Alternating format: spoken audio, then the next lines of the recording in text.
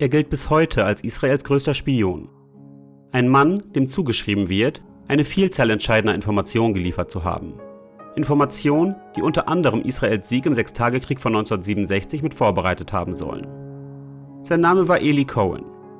1965 wurde er nach seiner Enttarnung vom syrischen Regime verhaftet, vor Gericht gestellt und im Zentrum von Damaskus öffentlich hingerichtet. Aber mehr als 60 Jahre nach seinem Tod ist Eli Cohen noch immer nicht zur Ruhe gekommen. Immer wieder tauchen Berichte auf, wonach seine sterblichen Überreste bald nach Israel zurückkehren könnten. Unbestätigte Meldungen, Dementis, Hoffnung, Enttäuschung.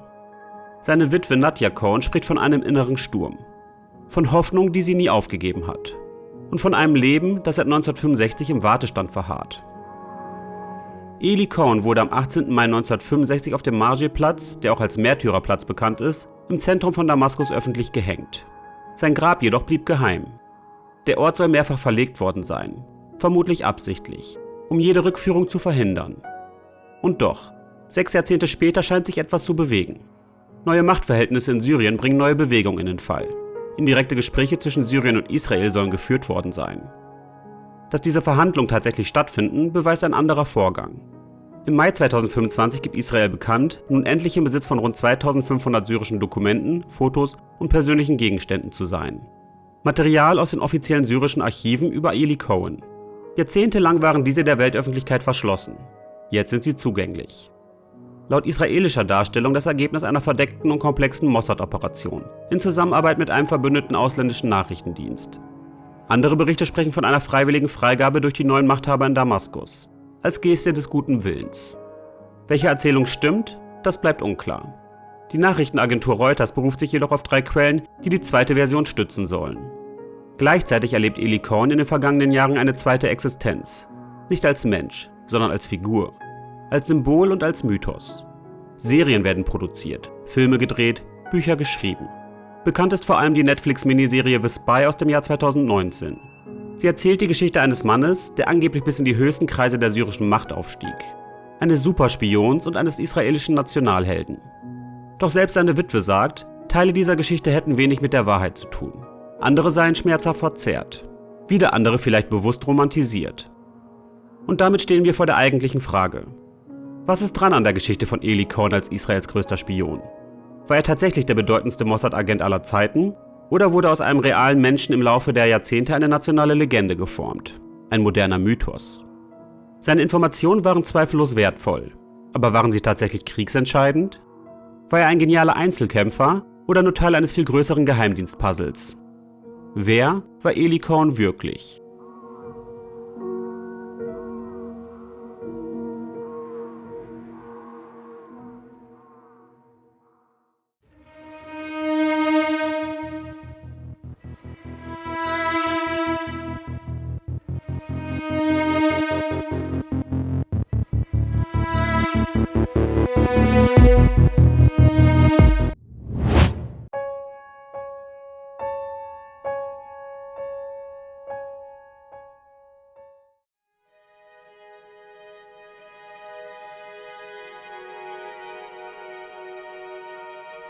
Bevor Eli Cohen zu einer Legende wurde, war er vor allem eines: ein junger Jude in einem Land, in dem seine Zukunft immer unsicherer wurde.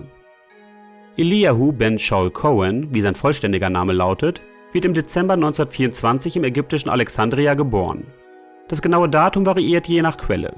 Mal wird der 6. Dezember genannt, mal der 26. Ein erstes kleines Detail, das bereits zeigt, wie brüchig selbst die Grundlagen seiner Biografie sind. Seine Eltern stammen aus dem syrischen Aleppo und leben mit ihren 8 Kindern im jüdischen Viertel der Hafenstadt. Die Familie lebt in bescheidenen Verhältnissen. Eli erhielt als Kind eine traditionell religiöse Erziehung und besucht die allgemeine Schule der jüdischen Gemeinde. Schon früh zeigen sich bei Eli Fähigkeiten, die später oft hervorgehoben werden. Ein gutes Gedächtnis, mathematisches Talent, sprachliche Begabung. Später besucht er ein französisches Gymnasium, lernt Hebräisch und engagiert sich als Jugendlicher in zionistischen Gruppen. Doch das Ägypten der 1940er Jahre ist kein neutraler Raum. Nach dem Zweiten Weltkrieg, spätestens nach der UN-Teilungsresolution von 1947, verschärft sich die Stimmung gegenüber Juden drastisch. Cohen berichtet später beispielsweise von Drohungen durch Mitglieder der Muslimbruderschaft, denen er während seines 1947 aufgenommenen Studiums der Elektrotechnik ausgesetzt war. Einige Berichte sprechen davon, dass er sein Studium aufgrund dieser andauernden Terrorisierung abbrach. Andere sagen jedoch, er wurde aufgrund zionistischer Aktivitäten der Uni verwiesen. Sicher ist hingegen, Eli bleibt in Ägypten, obwohl seine Familie 1949 nach Israel auswandert. Warum? Einige Quellen sprechen von Pflichtgefühl gegenüber der jüdischen Gemeinde, andere von zionistischer Untergrundarbeit. Wieder andere davon, dass er sein Studium zu Ende bringen wollte. Sicher ist, in dieser Zeit kommt er erstmals in Kontakt mit jüdischen Untergrundstrukturen. Darunter auch mit der Haganah, der zionistischen paramilitärischen Untergrundorganisation in Palästina. Ob er bereits damals systematisch ausgebildet wurde oder eher als Helfer fungierte, bleibt umstritten. Spätestens 1954 jedoch erreicht die Lage einen Wendepunkt. Israelische Geheimdienste führen in Ägypten eine verdeckte Sabotagekampagne durch, später bekannt als Operation Susanna oder die Lavon-Affäre. Ziel der Operation? Anschläge unter falscher Flagge auf westliche Einrichtungen verüben, um politische Instabilität zu erzeugen und um den britischen Truppenabzug aus der Suezkanalzone zu verhindern. Israel befürchtet, dass Großbritanniens geplanter Rückzug aus dem Suezkanal einerseits negative Auswirkungen auf den israelischen Handel haben würde und andererseits einen Sicherheitsverlust an seiner Südgrenze herbeiführe. Die Operation scheitert jedoch. Mehrere jüdische Agenten werden verhaftet, 2 später hingerichtet. In Israel erschüttert die Affäre über Jahre hinweg Politik und Geheimdienste. Doch welche Rolle spielte Eli Cohen bei dieser Operation? Genau hier beginnen die Widersprüche. Manche Darstellungen behaupten, er sei Teil des Netzwerks gewesen, zumindest am Rand. Andere sagen, er habe keine Rolle gespielt. Zugleich wird von Verhören, kurzzeitiger Haft und Freilassung mangels Beweisen berichtet. Sicher ist, sein Name taucht in den Akten auf und sein Leben gerät zunehmend unter Beobachtung. Mit der Machtübernahme von Jamal Abdel Nasser und der Suezkrise 1956 verschlechtert sich die Situation für Juden in Ägypten endgültig. Verhaftungen, Ausweisungen und Enteignungen nehmen zu. Viele ägyptische Juden verlassen daraufhin das Land. Und auch Eli verlässt schließlich Ende 1956 Ägypten. Das Land, in dem er geboren wurde. Und das Land, in dem er gelernt hat, im Verborgenen zu leben. Anfang 1957 kommt er nach Umwegen über Italien in Israel an. Dort, wo seine Geheimdiensttätigkeiten wenige Jahre später tatsächlich starten werden.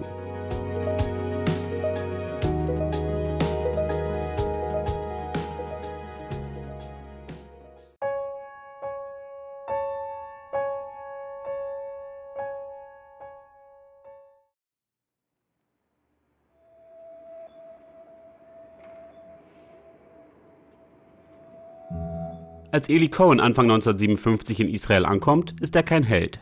Er ist 32 Jahre alt, ohne festen Beruf, ohne Status und ohne klare Perspektive.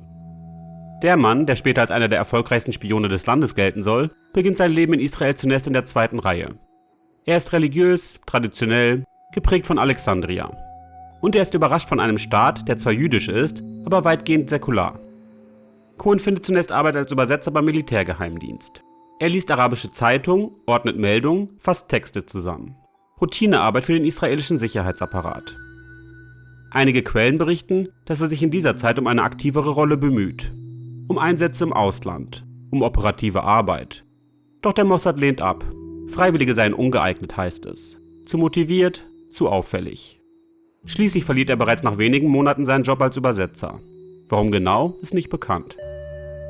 Nach kurzer Arbeitslosigkeit nimmt er eine Stelle als Buchhalter in einer Ladenkette in Tel Aviv an. 1959 heiratet er Nadja Majald, eine Krankenschwester aus einer irakisch-jüdischen Familie. Wenig später werden sie zum ersten Mal Eltern. Eli führt ein ganz normales, bürgerliches Leben. In dieser Phase scheint alles gegen eine Geheimdienstkarriere zu sprechen. Familie, Verantwortung, scheinbare Durchschnittlichkeit. Und doch wird er im Jahr 1960 vom israelischen Geheimdienst rekrutiert. Syrien beschießt regelmäßig israelische Ortschaften von den Golanhöhen aus. Gleichzeitig herrscht politische Instabilität in Damaskus. Israel benötigt dringend Informationen. Nicht aus der Ferne, sondern aus dem Inneren. Und plötzlich erinnert man sich an Eli Cohen, dem ägyptischen Juden mit syrischen Wurzeln, der neben Hebräisch, Englisch und Französisch auch fließend Arabisch spricht. Wie genau es zu einer Rekrutierung kommt, ist allerdings umstritten. Manche Quellen sprechen von einem zufälligen Treffen mit einem Mossad-Offizier auf der Straße, den er aus seiner Zeit beim Militärgeheimdienst kannte. Andere davon, dass seine früheren Bewerbungsbemühungen den Ausschlag gaben. Sicher ist hingegen, 1960 wird Cohen erneut getestet. Medizinisch, psychologisch, charakterlich. Und er besteht. Die Ausbildung beginnt. Intensiv, komprimiert, ungewöhnlich kurz. Nur rund 6 Monate lang wird er ausgebildet. In Verschlüsselung, Funktechnik, dem Leben unter einer Tarnidentität, das Durchhalten von Verhören, das Bestehen von Lügendetektortests. Anders als bei vielen anderen Rekruten wird seine neue Biografie im Eilverfahren aufgebaut. Nicht, weil Cohen besonders herausstechend ist, sondern aus Zeitdruck. Seine Mission ist klar umrissen. Ein Agent in Syrien, kein Beobachter, kein Kurier, sondern jemand, der von wichtigen Entscheidungen erfährt, noch bevor sie getroffen werden. Der israelische Militärgeheimdienst Amman übernimmt Teile seiner Ausbildung. Er studiert Syrien obsessiv. Geschichte, Wirtschaft, politische Netzwerke. Er hört Radio Damaskus. Er trainiert einen syrischen Akzent. Er lernt den Koran. Und dann erhält er seine neue Identität. Kamil Amin Thabet. Ein Geschäftsmann mit syrischen Wurzeln, der aus der Diaspora zurück nach Syrien kehrt. Der erste Schritt dieser Identität führt ihn daher auch nicht nach Damaskus, sondern nach Südamerika, nach Argentinien.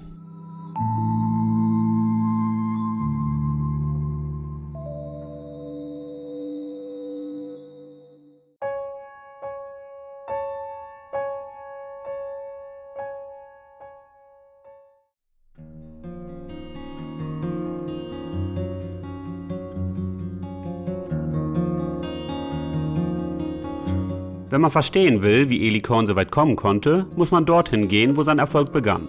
Nach Buenos Aires. Für den Mossad war Argentinien kein exotischer Umweg. Es war ein Labor. Denn in Buenos Aires gab es etwas, das man in Syrien nicht herstellen konnte. Glaubwürdigkeit. Eine große syrisch-levantinische Diaspora lebte dort. Eng vernetzt, wirtschaftlich aktiv, politisch interessiert. Syrische Vereine, Clubs, Zeitungen. Alles war dort vorhanden. Doch vor allem konnte man hier etwas erwerben, was man sonst nirgends bekam. Empfehlungen, die bis nach Damaskus reichten. Während Damaskus als Patriot aus der Diaspora galt, war in Syrien nicht einfach ein Fremder. Er war ein Rückkehrer. Und genau diese Rolle soll Eli Cohen hier übergestülpt werden. Anfang 1961 kommt Cohen in Argentinien an. Das genaue Datum variiert. Manche Quellen nennen Anfang Februar, andere Anfang März. Mal reist er mit syrischem, mal mit einem europäischen Pass unter einem vorläufigen Namen ein. Aber unabhängig vom Detail beginnt sofort der entscheidende Prozess. Er wird zu Kamil Amin Thabet. Ein syrischer Geschäftsmann, reich geworden im Ausland, erfüllt von Heimatliebe. Bereit, endlich etwas für Syrien zu tun. Der Mythos des Superspions beginnt nicht mit ausgeklügelter Spionagetechnik, sondern mit Sozialpsychologie. Thabet taucht dort auf, wo man ihn sehen muss. In arabischen Restaurants, Kinos, politischen Clubs, islamischen und arabischen Kulturvereinen. Er spricht das richtige Arabisch, kennt die Sitten, hat den richtigen Ton. Und ganz wichtig, er verfügt über das nötige Kapital. Thabet lädt ein, spendet, organisiert Abende in der eigenen Wohnung. Er wirkt nicht wie ein Bittsteller, sondern wie jemand, der aufgrund seines wohlhabenden Status Türen öffnen darf. Und die Türen öffnen sich. Er wird eingeladen, zuerst in die Kreise vermögender Unternehmer, dann zu offiziellen Empfängen. Schließlich in die Nähe diplomatischer Kreise. Schon nach wenigen Monaten besitzt er etwas, was man nicht kaufen kann. Vertrauen. Und schließlich kommt der Punkt, an dem die Geschichte in vielen Erzählungen einen entscheidenden Namen nennt. Amin al-Hafiz, der spätere Präsident Syriens. Manche Quellen sagen, Cohen lernte ihn in Buenos Aires kennen, als er Militärattaché der syrischen Botschaft war. Einige behaupten sogar, eine Freundschaft habe hier begonnen, die später in Damaskus Gold wert gewesen sei. Andere Darstellungen sind allerdings vorsichtiger. Vielleicht gab es Kontakt, vielleicht nur Begegnungen in denselben Kreisen. Eventuell wurden Begegnungen später überhöht, weil sie so gut ins Narrativ passen.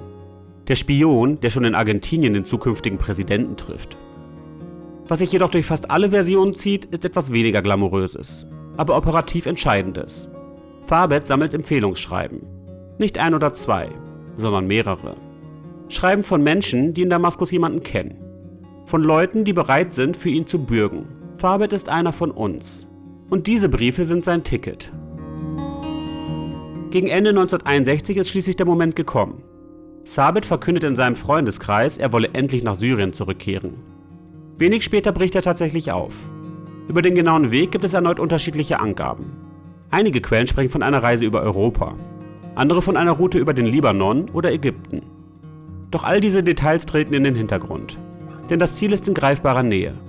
Damaskus ist nicht länger nur ein Ort auf der Landkarte. Es ist das Ende eines langen Vorspiels und der Beginn seiner eigentlichen Mission.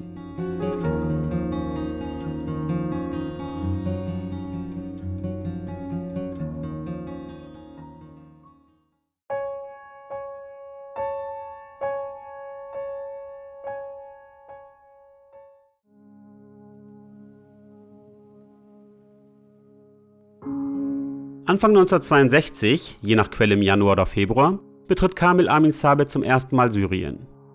Nicht als Spion, als Geschäftsmann, als Patriot, als Rückkehrer aus der Diaspora. Er bringt echte Empfehlungsschreiben mit und eine Legende, die sich wie die Wirklichkeit anfühlt. Die syrische Elite soll ihn nicht nur tolerieren, sie soll ihn aufnehmen. Kurz nach seiner Ankunft mietet er eine Wohnung in Abu Romaneh, einem Viertel voller Botschaften, Regierungsgebäude und direkt gegenüber dem Hauptquartier der syrischen Armee. Für einen normalen Menschen wäre das vielleicht eine gefährliche Adresse. Für einen Spion ist es jedoch der perfekte Ort. Funkverkehr verschwindet im Signalrauschen der Umgebung. Schnell beginnt Thabit, Damaskus zu erobern. Nicht mit Waffen, sondern mit Charme und dem richtigen Verhalten. Er gibt Abendessen, Empfänge, Partys. In vielen Versionen sind diese Abende mit hochrangigen Militärs und Politikern ein wiederkehrendes Motiv. Viel Alkohol, eine scheinbar grenzenlose Großzügigkeit, attraktive Frauen. Manche Quellen sprechen offen von Prostituierten. Andere formulieren es zurückhaltender. Aber der Mechanismus ist derselbe. Menschen reden mehr, wenn sie glauben, unter Freunden zu sein. Und wenn sie sich sicher fühlen, weil der Gastgeber diskret ist. Der wichtigste Satz dieses Kapitels lautet daher nicht, er war genial, sondern er war nützlich. Er leiht Geld, er hört zu, er bewundert Uniformen, er bestärkt Offiziere in ihrem Selbstbild. Und er spielt eine Rolle, die in mehreren Erzählungen auffällt. Den erbitterten Anti-Israel-Hardliner. Er stachelt an, fordert Aufrüstung, zeigt patriotische Empörung und sammelt dabei genau die Informationen, die Israel braucht. Wie genau er sie weitergibt, ist weniger umstritten. Über Funk, geheime Briefe und gelegentliche Geschäftsreisen, hinter denen sich Besuche in Israel verbergen. Von insgesamt 3 solchen Heimreisen ist die Rede. In diesen kurzen Momenten bricht die Tarnung auf. Aus Kamil Amin Sabet wird wieder Eli Cohen. Er sieht seine Frau Nadja, seine 3 Kinder, verbringt Zeit mit Freunden und Familie und lebt für kurze Zeit ein scheinbar normales Leben. Doch jedes Mal endet diese Pause. Er kehrt zurück nach Damaskus und seine zweite Identität übernimmt erneut die Kontrolle. Währenddessen verändert sich Syrien. Im März 1963 kommt es zum Putsch. Die Baath-Partei übernimmt die Macht. Und plötzlich, so erzählen es viele Quellen, rücken Leute nach oben, die Sabet bereits kennt. Kontakte, die er in Buenos Aires geknüpft hat, werden in Damaskus plötzlich wichtig. Hier taucht wieder der Name auf, der wie ein dramaturgischer Magnet wirkt. Amin al-Hafiz. Manche Versionen schildern ihn als engen Freund aus Argentinien. Der Präsident wird und Sabet protegiert. Andere Quellen, darunter syrische Stimmen, weisen diese direkte Verbindung zurück und relativieren sie stark. Und trotzdem bleibt ein Kern. Sabet bewegt sich spätestens ab 1963 in unmittelbarer Nähe der syrischen Macht. Es gibt Geschichten, wonach er bei Parteitreffen dabei war, in die Planung hineinhörte und sogar als künftiger stellvertretender Verteidigungsminister gehandelt wurde. Genau hier beginnt die Grenze zwischen belegbarer Leistung und Legendenbildung. Denn, dass er hochrangige Offiziere kannte, gilt als plausibel. Dass er Zugang zu militärischen Informationen hatte, auch. Dass er aber wirklich kurz vor einem Ministeramt stand, das ist die Behauptung, die bis heute umstritten ist und teils ausdrücklich zurückgewiesen wurde. Und dann ist da die berühmteste Szene dieser gesamten Geschichte: die Golanhöhen. Mehrere Quellen berichten, dass Cohen mit Offizieren in die streng gesperrte Grenzzone fährt. Dass er Bunker, Artilleriestellung und unterirdische Depots sieht. Dass er fotografieren darf. Und dass er die Standorte so präzise an Israel übermittelt, dass sie im Kriegsfall sofort nutzbar sind. Viele schreiben ihm später einen erheblichen Anteil am schnellen israelischen Erfolg 1967 auf den Golanhöhen zu. Aber auch hier gibt es 2 Ebenen. Ebene 1, der belastbare Kern. Sabet war auf den Golanhöhen. Es existieren Fotos von ihm und seinen syrischen Freunden vor Ort. Zugleich liefert er als Insider Details, die aus der Luft schwer zu erkennen sind. Interne Abläufe, die moralische Verfassung der Soldaten, Truppenbewegung, Namen, Zugangspunkte, vielleicht sogar Lager, die nicht offen sichtbar sind. Ebene 2, die Legende. Die Geschichte von den Bäumen. Angeblich soll Sabet an jeder Stellung das Pflanzen von Eukalyptusbäumen angeregt haben. Aus Mitgefühl für Soldaten, die unter Schattenmangel litten. Und diese Bäume, so die spätere Erzählung, hätten den Israelis im Krieg als Zielmarkierung gedient. Eine großartige Geschichte. Aber eben auch nur eine Geschichte, die kaum zuverlässig belegt ist. Und wahrscheinlich genau deshalb so langlebig ist. Weil sie aus Spionage eine Parabel macht. Neben dem Golan taucht in vielen Darstellungen ein weiterer strategischer Komplex auf: Wasser. Syrien plante, die Oberläufe des Jordan umzuleiten, um Israels Versorgung zu treffen. Cohen soll die Pläne erkannt und Koordinaten geliefert haben. worauf Israel die technische Infrastruktur gezielt zerstörte. In manchen Erzählungen wird das extrem zugespitzt, bis hin zu angeblichen Treffen mit internationalen Bauunternehmern. Andere bleiben nüchterner. Auch hier gilt, der Kern dieser Erzählung ist plausibel, die Ausschmückung variiert. Und während er immer mehr liefert, passiert etwas, das in Geheimdienstgeschichten oft unterschätzt wird. Der Erfolg verändert das Verhalten. Cohen wird mutiger. Er sendet häufiger, vielleicht zu häufig. Er ist nicht mehr nur jemand, der Informationen sammelt. Er wird eine Figur, die in Damaskus bekannt ist. Einige Quellen behaupten sogar, er habe eine eigene Radiosendung gehabt. Ein Detail, das seine öffentliche Sichtbarkeit unterstreichen würde. Und Sichtbarkeit ist das Gegenteil von Spionage. Spätestens 1964 verdichten sich die Warnzeichen. Cohen äußert die Sorge, überwacht zu werden. In manchen Versionen nennt er sogar einen konkreten Namen: den syrischen Geheimdienstchef Ahmed Suedani. Er verlängert seinen letzten Urlaub in Israel, zögert, will bleiben. Seine Führungsoffiziere aber drängen. Denn an der Grenze eskaliert die Lage erneut. Ein Krieg scheint möglich. Und in genau diesem Moment, so erzählen es mehrere Quellen, wird aus einer riskanten Operation etwas Gefährlicheres. Eine Abhängigkeit. Israel braucht seine Information. Und Cohen spürt, dass er vielleicht nicht mehr zurückkehren wird. Trotzdem geht er. Ein letztes Mal.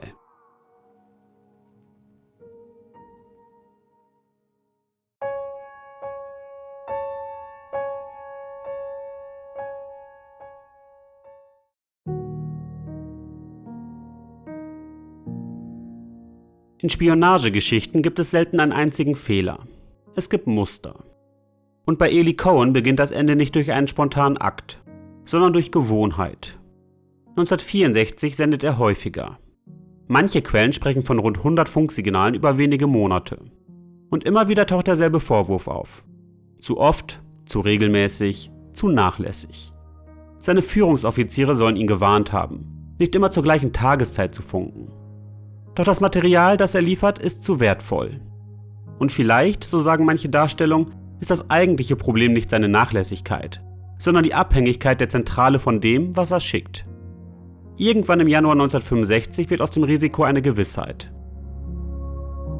Wie genau Eli Cohen enttarnt wurde, ist bis heute nicht endgültig geklärt. Es gibt Erklärungen, aber keine, die alles lückenlos beweist. Theorie 1: Funkpeilung, der klassische Zugriff.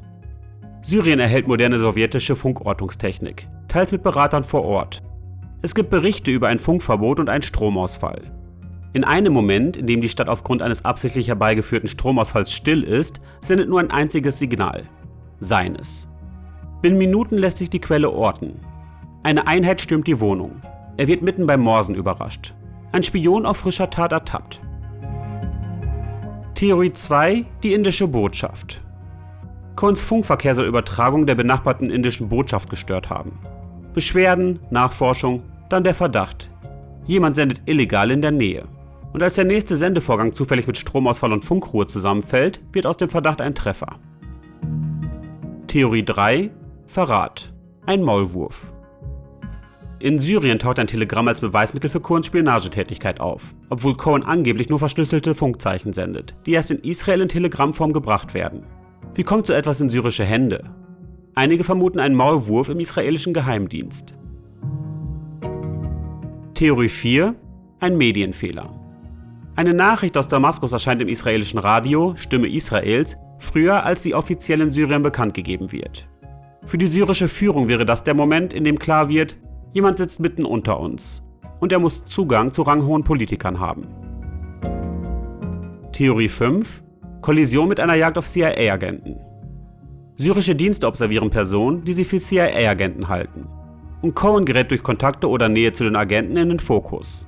Nicht, weil man ihn sucht, sondern weil man jemand anderen im Visier hatte. Vielleicht war es einer dieser 5 Ursachen, vielleicht mehrere. Wahrscheinlich ist nur eines. Damaskus hatte bereits Verdacht. Und die Funktechnik lieferte den Beweis. Der Zugriff erfolgt im Januar 1965. Das Datum schwankt je nach Quelle. Häufig genannt werden der 18. oder der 24. Januar. Aber das Ergebnis ist identisch. Eli Cohen ist verhaftet. Für Damaskus ist es ein Schock. Nicht nur irgendein Spion, sondern ein Spion, der sich in den Kreisen der Elite bewegt hat. Es folgen Wochen und Monate der Verhöre. Folter wird in vielen Darstellungen ausdrücklich genannt. Auch hier variieren die Details. Doch das Muster ist typisch. Geständnis erzwingen, das dahinterliegende Netzwerk aufdecken, Mitwisser finden. Und genau an diesem Punkt wird Cohens Geschichte fast absurd, weil sie so untypisch ist. Viele syrische Ermittler können nicht glauben, dass es kein Netzwerk gibt, das er weitgehend allein war. Währenddessen beginnt draußen die diplomatische Schlacht. Israel versucht alles, um sein Leben zu retten. Über Regierung, Diplomaten, Vermittler. Auch der Papst soll appelliert haben. Es ist von Angeboten die Rede. Geld, Ausrüstung, sogar Gefangenenaustausch. Aber Syrien bleibt hart. Zu groß ist die Demütigung. Zu groß der politische Nutzen, aus einer Hinrichtung ein öffentliches Signal zu machen. Der Prozess ist, wie viele ihn nennen, ein Schauprozess. Ohne echte Verteidigung. Nach Regeln, die eher nach Kriegsrecht wirken als nach ziviler Justiz. Cohen darf dennoch einen letzten Brief schreiben. In einigen Quellen heißt es, nicht auf Hebräisch, sondern auf Arabisch. Der Inhalt ist erschütternd, weil er so schlicht ist. Er bittet Nadja um Vergebung. Er bittet sie, auf die Kinder aufzupassen. Und er gibt ihr die Freiheit, neu zu heiraten, damit die Kinder nicht ohne Vater aufwachsen. Nadja jedoch heiratet nie wieder. Am Morgen des 18. Mai 1965 wird Eli Cohen auf dem Märtyrerplatz in Damaskus öffentlich gehängt. Die Hinrichtung wird gefilmt, im Fernsehen übertragen. Sein Körper bleibt stundenlang am Galgen hängen. Über seinen Körper hängt ein grober Stoffumhang.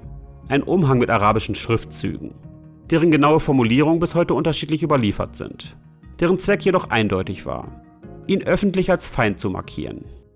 Und dann verschwindet Eli Cohen ein letztes Mal. Denn Syrien gibt den Leichnam nicht heraus. Der Bestattungsort bleibt geheim. Es gibt Berichte, sein Grab sei mehrfach verlegt worden, gerade um eine Rückführung oder Entführung zu verhindern. Israel versucht es dennoch, über Jahrzehnte. Diplomatisch, geheimdienstlich, über Familienbriefe, über Vermittler. Immer wieder. Und so ist es möglich, dass die Geschichte von Eli Cohen nicht 1965 endet, sondern bis heute weitergeht. Kehren wir zum Schluss zur Ausgangsfrage zurück. Wer war Eli Cohen wirklich? War er Israels größter Spion? Oder ist sein Leben vor allem eine Legende? Wahrscheinlich beides. Cohen war kein allwissender Einzelkämpfer, der im Alleingang Kriege entschied. Seine Informationen waren wichtig, aber sie waren Teil eines größeren nachrichtendienstlichen Gesamtbildes. Gleichzeitig war er außergewöhnlich erfolgreich darin, Vertrauen zu gewinnen, Nähe zur Macht herzustellen und diese Nähe auszunutzen. Bis zu einem Punkt, an dem der Erfolg selbst zur Gefahr wurde. Am Ende aber war es ein Staat, der aus einem Tod ein Symbol machte. Ein Mythos über einen Spion, der für die größere Sache sein Leben gab.